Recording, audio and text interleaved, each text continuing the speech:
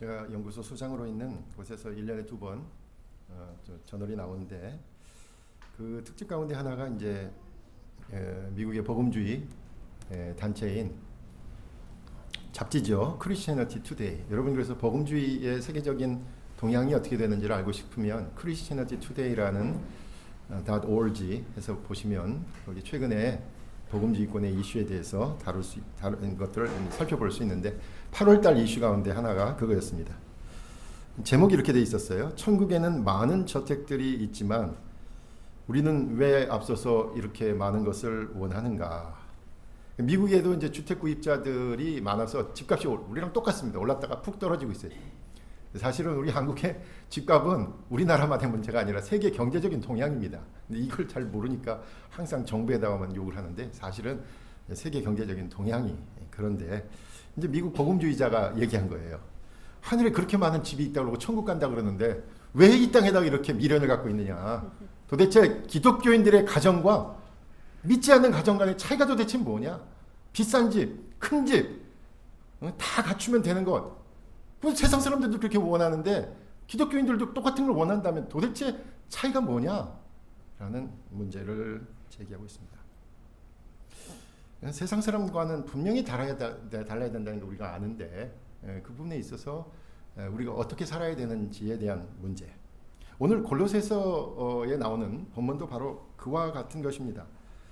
우리가 지난 시간에 살펴본 것처럼 그리스도인 가족에 대한 지침이 사실은 지난주에 본문이었죠. 3장 18절에서 4장 1절까지의 내용이었습니다. 그런데 제가 잠깐 말씀드린 적도 있습니다만은 3장 17절과 4장 2절에 좀 끼어있는 듯한 인상이 있다.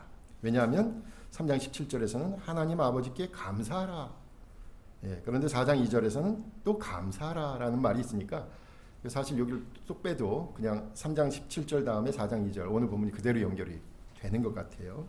특별히 언덕교회가 사실 우리가 추수감사절은 추석 다음 주일로 세겠습니다만은 한국 농사력에 맞춰서 상당히 앞서가는 교회예요. 농사력에 맞춰서 한국 농사력에 맞춰서. 근데 대개 교회는 언제 추수감사절이었습니까? 지난 주일이었어요. 왜? 미국 농사력에 맞춰서. 그래서 그리고 미국의 추수감사절 휴일이 엊그저께 목요일부터 오늘까지예요. 그래서 뭐 블랙 프라이데이 그 세일하는 게 이번 주 금요일이었어요. 그날 뭐 대폭적인 세일을 하지요. 그래서 사실 이 추수감사절 감사에 대한 이야기들을 많이 대개 교회들에서 했는데 사실은 그 감사에 있어서 가장 귀중한 감사는 사실은 예수 그리스도시다라는 것 아니겠습니까? 그래서 오늘부터 감사절이 끝난 바로 다음 주인 오늘부터 첫 주가 대림절이 시작됩니다. 그래서 강림절이라고도 그러고 대림절, 대강절 이렇게 혼동해서 부르는데 누누이 말씀드리지만 대강절이라고 해서 대강 지내는 절기가 아니란 뜻입니다. 대림절, 예수님을 기다리는 절기입니다. 우리가 진정으로 감사할 내용은 우리에게 하나님의 아들인 예수 그리스도께서 오셨다라는 사실이잖아요. 그래서 이 감사절 다음에 바로 대림절 논리적으로도 잘 연결됩니다. 오늘 본문에서 감사함으로 깨어있으라라는 명령어가 나옵니다. 주님이 언제 오실지 모르니 깨어있으라라는 말씀이죠. 우리가 대림절에 주님을 기다리는 마음, 그런데 오늘 본문은 다시 오실 주님을 기다리는 맥락, 분명히 맥락은 좀 다르지만 어떤 면에서 하나님의 약속을 믿고 세상을 살아가는 신앙인들에게는 동일한 주님, 동일한 마음으로 기다리는 입장이라는 사실에서 오늘 본문은 대림절의 연속성에서 해석해 볼 수 있습니다. 오늘의 제목을 감사함으로 깨어있으라 이렇게 좀 길게 잡으려고 했는데 감사함으로 깨어있으라 그러니까 좀 생뚱맞죠. 감사함과 깨어있음이. 그래서 아예 감사함을 빼버리고 깨어있으라 이렇게 정했습니다. 그런데 본문에는 우리가 방금 읽은 것처럼 감사함으로 깨어있으라 이렇게 되어 있습니다. 어떻게 감사함으로 깨어있을 수 있을까요? 과연 어떤 신앙의 자세를 말하는 것일까요? 오늘 본문은 한 3가지 정도로 감사하면서 또 깨어있는 방법에 대해서 제시하고 있습니다. 첫째는 바로 기도입니다. 기도. 오늘 본문은 감사하고 깨어있는 방법을 단적으로 기도라고 말하고 있습니다. 기도는 신앙생활에서 가장 중요한 것이죠. 기도는 신앙인의 영적인 호흡이며 그렇게 하나님과 대화를 하는 것입니다. 그런데 기도를 할 때 여러분도 그런 생각 드시는지 모르겠는데 하나님께서 모든 걸 다 알고 계신다라는 사실을 우리가 분명히 알잖아요. 하나님이 다 알고 계시는데 왜 기도를 해야 할까요? 여러분 이 문제 해결하셨습니까? 해결이 안 됐으니까 기도를 안 하는 거죠. 하나님 다 아실 텐데. 기도하기 망설이게 되고 기도를 등한히 해도 되는 거예요. 왜? 하나님 다 알고 계시니까. 맞는 말이죠. 실제로 그래서 기도를 안 해요. 하나님 다 알고 계시는데. 여러분, 저나 여러분이나 기도의 시간을 줄이는 이유 중에 하나는 그걸 거예요. 하나님께서 다 알고 계시는데. 사실 하나님께서 다 알고 계시겠죠.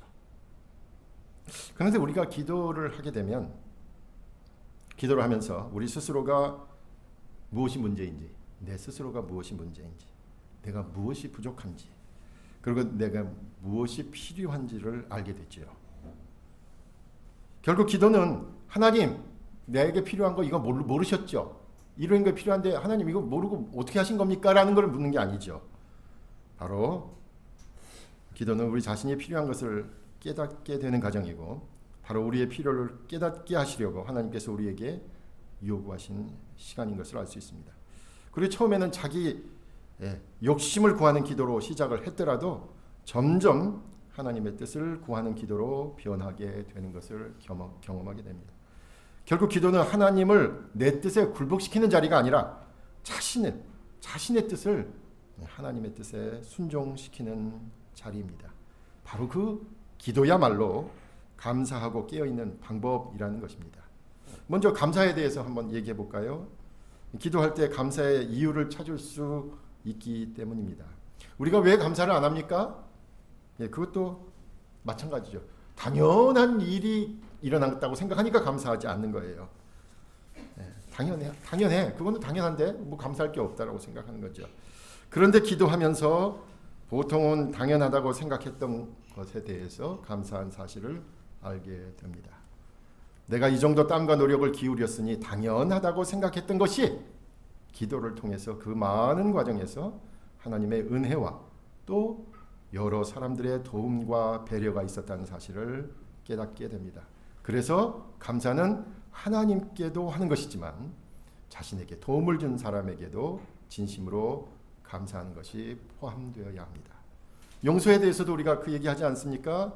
우리가 밀양이라는 영화에서 피해의 당사자인 자신에게 그 엄마에게 용서를 구하지도 않고 그 죄수를 보러 갔더니 뭐라 그래요? 자신은 하나님으로부터 용서받았다고 행복하다고. 아들의 살인자를 만나고 나서 이 엄마가 거기서 쓰러지는 거잖아요.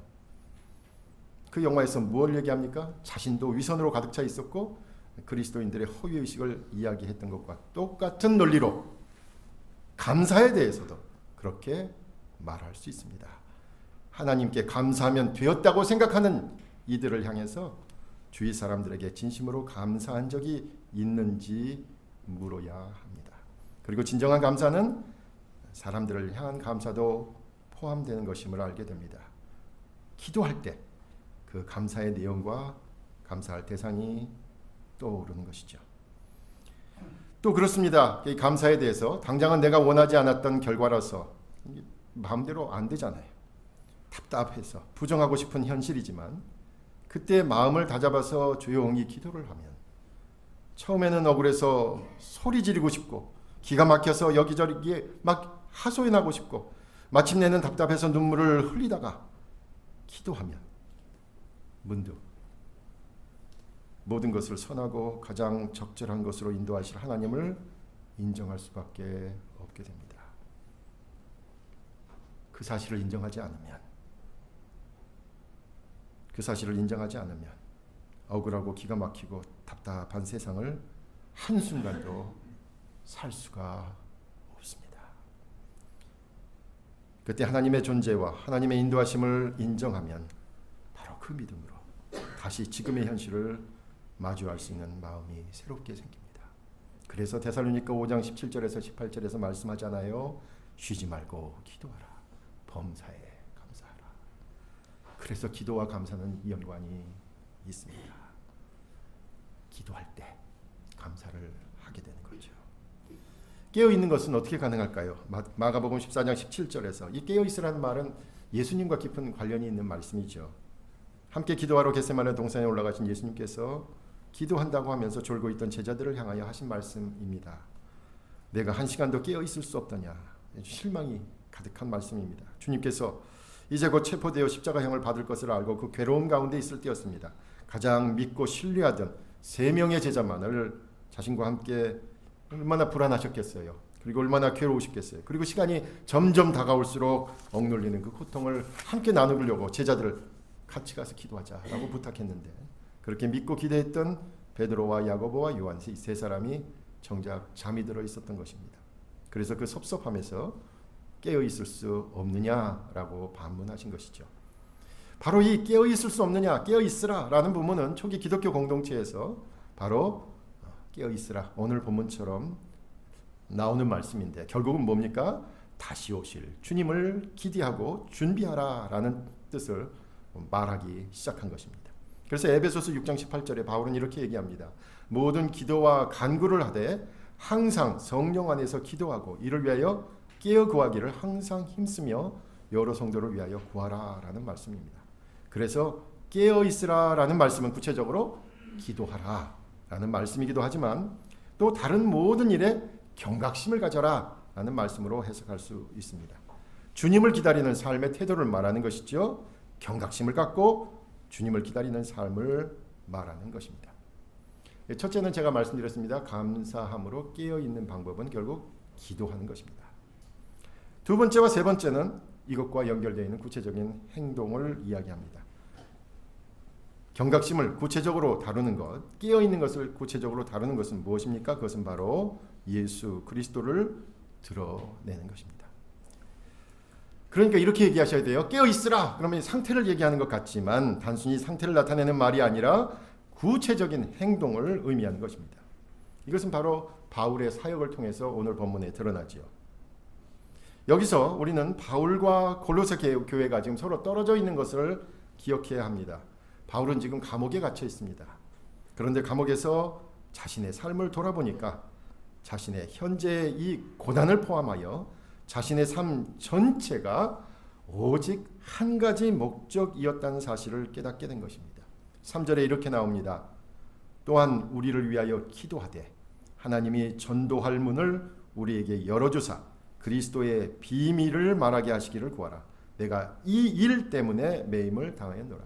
바울은 바로 이것 때문에, 전도죠. 전도 때문에 이 고난을 당하고 있다. 이렇게 얘기합니다.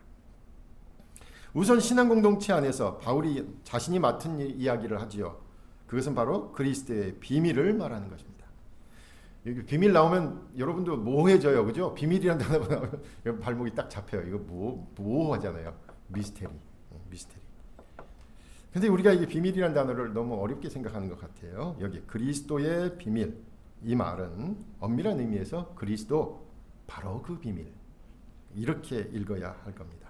그리스도 자체가 비밀이라라는 겁니다. 우리가 이미 골로새서 1장 26절에서 그 본문을 봤습니다. 이렇게 나오죠. 이 비밀은 만세와 만대로부터 감추어졌던 것인데 이제는 그의 성도들에게 나타났고 하나님이 그들로 하여금 이 비밀의 영광이 이방인 가운데 얼마나 풍성한지를 알게 하려 하심이라. 이 비밀은 너희 안에 계신 그리스도시니 곧 영광의 소망이니라. 그러니까 여기서도 분명히 나오잖아요. 그리스도와 비밀은 동격입니다. 그리스도 곧 그 비밀. 이렇게 얘기할 수 있죠. 그리스도가 바로 비밀이었습니다. 하나님의 비밀이었죠. 어떤 면에서 그렇습니까? 이스라엘 백성과 유대 백성들에게 메시아로만 기대되고 있었던 그분, 과연 누가 메시아인가? 비밀이었잖아요. 그러던 그분으로 계셨고 세상 사람들도 막연히 구세주로만 기대하고 기다리고 소망하던 바로 그분이 예수님이시다라는 사실입니다. 바로 예수가 하나님의 대답이었고 예수가 메시아라는 뜻에서 우리가 고백하는 예수 그리스도, 이 호칭 자체가 하나님의 비밀에 대한 해답이 되었던 것입니다. 그러니까 여러분이 예수 그리스도 이렇게 부르는 것은 이미 그 비밀의 답을 얘기하고 계신 거예요. 예수는 2000년 전에 그 청년, 그 갈릴리라는 시골뜨기 청년, 그 예수가 그리스도다, 메시아다, 우리가 기다리던 그분이다, 이렇게 얘기하는 거죠. 그러니까 예수 그리스도의 비밀은 바로 예수 그리스도라고 말씀할 수 있습니다.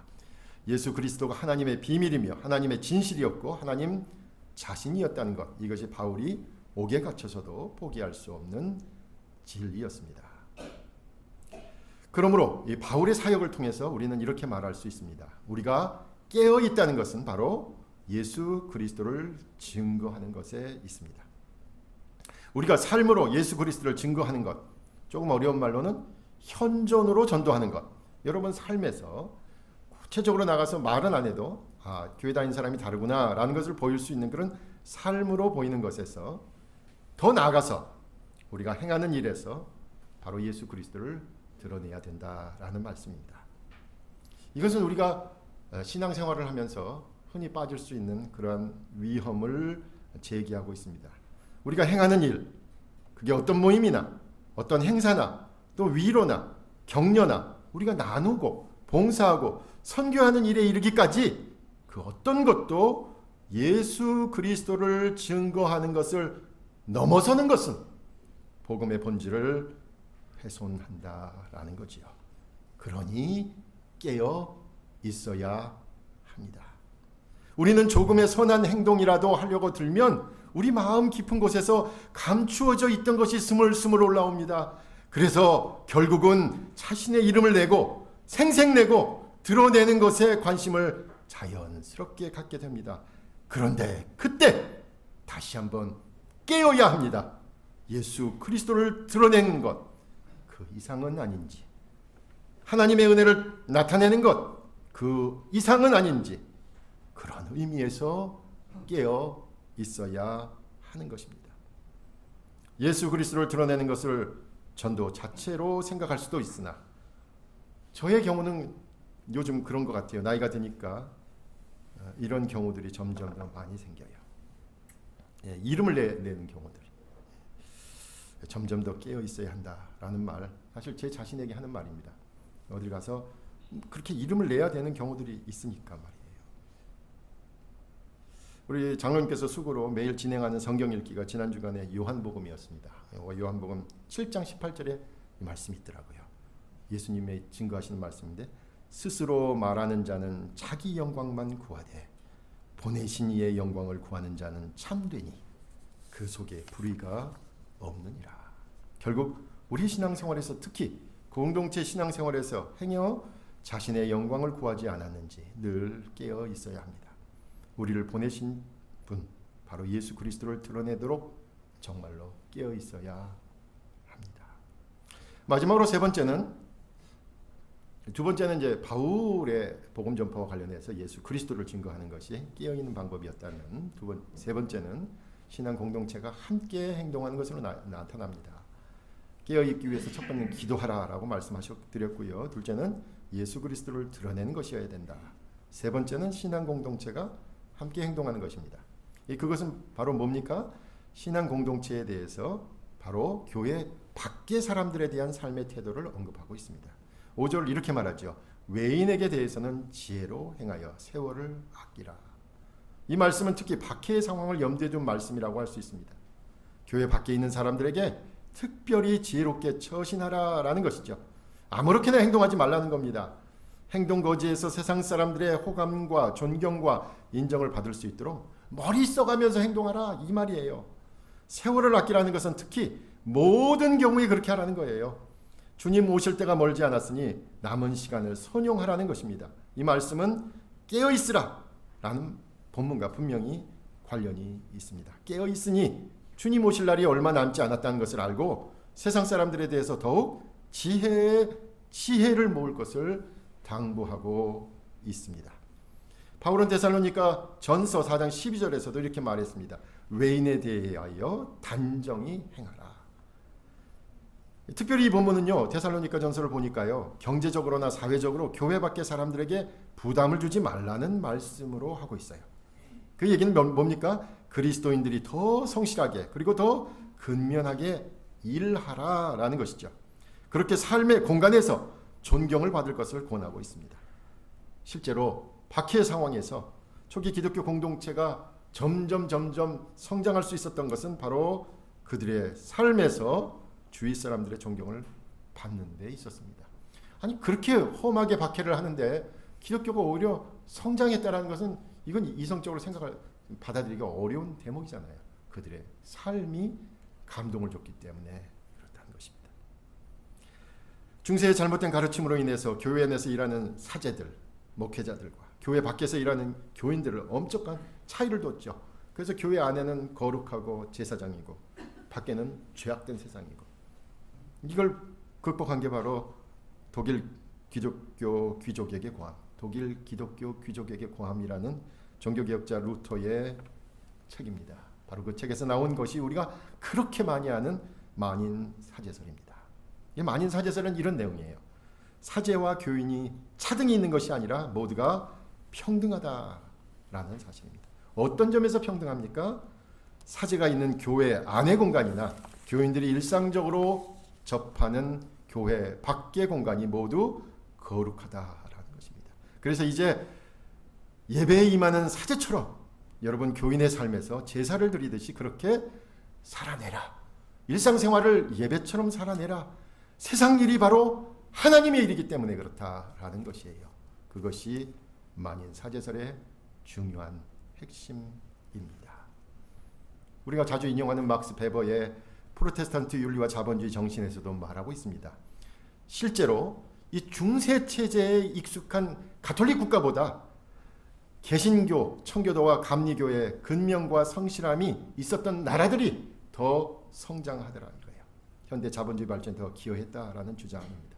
여러 가지로 비판받아 마땅한 책이긴 하지만 어떤 면에서는 현상을 그대로 반영하고 있는 것이기도 하죠. 결국 교회의 진정한 성장은 신자들이 매일의 삶에서 어떻게 사느냐에 달려있다는 것으로 모아집니다.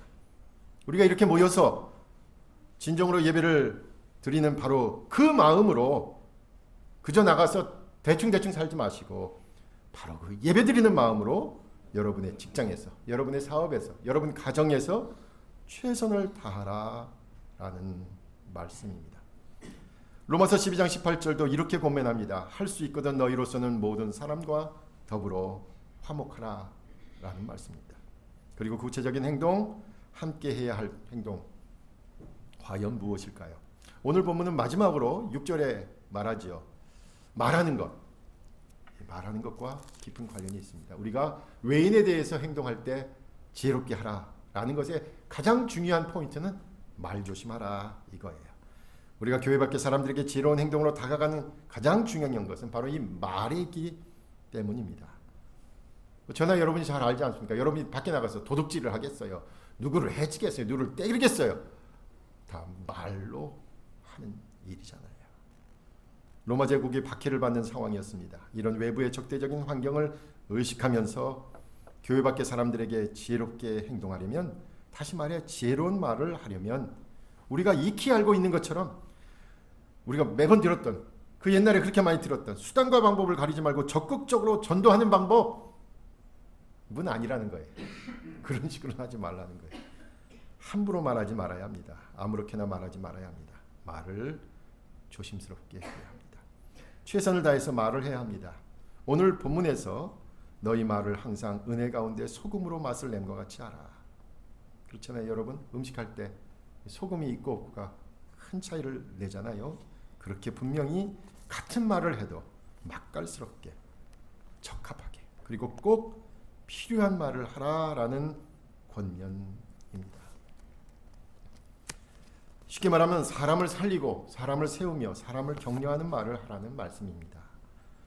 세상에서 살다 보면 욱하는 순간이 있지요. 한성질을 하게 되잖아요. 그렇게 쏟아내면 일이 돼가는 것 같기도 합니다. 그런데 뒤로 돌아서면 깊은 후회가 밀려옵니다. 여러분이 신앙인이기 때문에 그래요. 여러분이 하나님의 자녀이기 때문에 그래요. 바로 그 말만은 하지 말았어야 하는데 결국 그 말을 하고 말았잖아요. 그 말을 할 수밖에 없었던 상황이 너무 싫고 그렇게 말한 자신에게 자괴감이 걷잡을 수 없이 생겨납니다. 바로 그런 상황이 되면 나중에 아무리 미사력을 통해서 회복하려고 해도 그 관계를 회복할 수가 없습니다.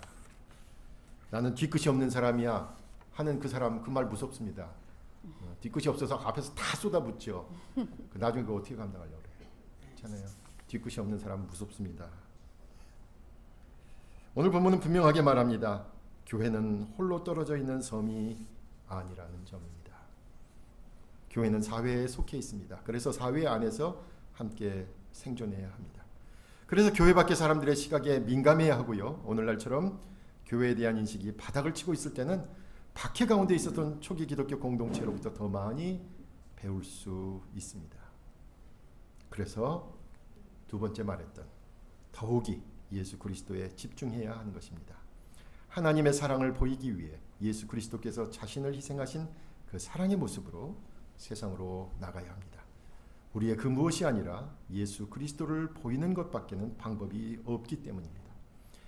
더욱이 기독교의 미래는, 저는 개인적으로도 이 말이 맞는 것 같아요. 기독교의 미래는 어디에 달렸냐? 예수 그리스도께서 그러신 것처럼 가난한 사람들과 얼마나 가까이 있느냐에 달려있다라는 사실입니다. 그저 한 번 사진 찍기 위해 하는 행동이 아니라 매번 기회가 있으면 계속해서 그들에게 다가가야 합니다. 그러면 도대체 과연 어떻게 살아야 하며 무슨 말을 해야 할까요? 유행가 가사 같네요. 무슨 말을 할까요? 오늘 본문의 마지막은 우리에게 이렇게 큰 위로를 줍니다. 은혜 가운데 있으면 마땅히 대답할 바를 알리시리라. 저와 여러분이 지금 한국교회의 어려움을 알고 주님의 몸된 교회를 사랑하고 어떻게 해서든 진정한 교회, 건강한 교회, 주님의 교회를 이루고자 하는 바로 그 마음이 중요하다라는 사실입니다. 한국교회가 처한 상황이 어렵다는 것을 깨달아 알게 하신 바로 그분께서 바로 그 마음을 통해 세상에서 무슨 생각과 말과 행동을 해야 하는지 알려주신다는 겁니다. 여러분을 교회 앞에 진지하게 마주서게 하신 바로 그 하나님께서 이제 여러분이 세상에서 무슨 말을 할지, 어떻게 깨어 있어야 할지 알려주신다는 사실입니다. 그래서 저와 여러분이 한국교회의 아픈 곳을 같이 아파하셔야 합니다. 그때 세상에서 어떻게 살고 어떤 말을 해야 할지 알게 됩니다. 그것이 주님의 은혜입니다. 저와 여러분이 한국교회에서 필요한 것이 무엇인지 함께 고민해야 합니다. 그래서 오늘부터 몇 주에 걸쳐서 같이 고민하잖아요. 그래야 세상에 대한 삶의 태도와 말의 모양새도 달라집니다. 그것이 주님의 은혜입니다. 저와 여러분이 한국교회를 진정으로 사랑하셔야 합니다. 그래야 세상에 대한 분명한 자세와 절실한 말을 외치게 됩니다. 그것이야말로 진정 주님의 은혜입니다. 오늘 본문은 주님이 오실 것을 기다리며 깨어있으라 라고 권면하고 있습니다. 주님을 맞을 준비를 기도하면서 깨어있어야 합니다. 예수 그리스도에 집중하면서 깨어있어야 합니다. 그리고 교회 밖의 사람들과의 관계를 지혜롭고 은혜롭게 만들어가면서 깨어있어야 합니다. 그저 깨어있는 것 상태로만 여기지 말고 적극적인 믿음의 행동과 실천이 따라오는 것임을 알고 오늘부터 시작하는 이 대림절 기간에 기도 더 많이 했으면 좋겠습니다. 여러분, 대림절 물리적인 시간을 좀 늘리세요. 기도하는 시간을 늘리셔야 합니다. 그리고 이 기간에 예수 그리스도에게 더 집중하고 마지막으로 혹시 소원했던 교회 밖의 사람들과의 관계 회복을 도모하는 우리 모두가 되시기를 간절히 부탁드립니다. 기도하겠습니다. 아버지 하나님, 대림절을 시작합니다. 우리가 이 기간에 더 기도하는 시간 갖게 하시고 더 예수 그리스도에게 집중하는 시간 되게 하시며 세상 사람들에게 예수 그리스도를 증거할 수 있도록 더 지혜롭고 은혜스러운 말과 행동, 우리의 삶을 돌아보는 시간 되게 하여 주시옵소서. 예수님의 이름으로 기도하옵나이다. 아멘.